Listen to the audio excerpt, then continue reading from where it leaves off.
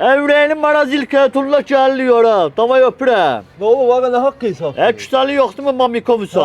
Ha. O təhliflər, o söhbət kuşlara get. Başları gedi ve buna baş kaldır. Kim teyliği be hardadır? Kürdəmirdədir, getib 30 nəfərdir. Gedib bir həll eləyib bizi gözləyirlər. 30 nefer nedir halla gel. Tarkan'ın konsertidir qaqa. Ama başım. Məsələn, sən dostumuz deyir, biz 100 nəfər olsun, üyütdün də. Ağzının danışığına fikir ver. Mən dostuma görə 1000 nəfərin də qabağına çıxırım. Prosta qaqa maşın zad yoxdur.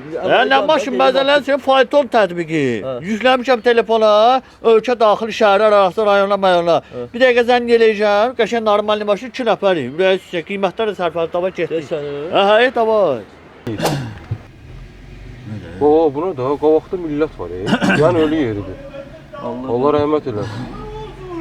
Satdıq o elə buradır.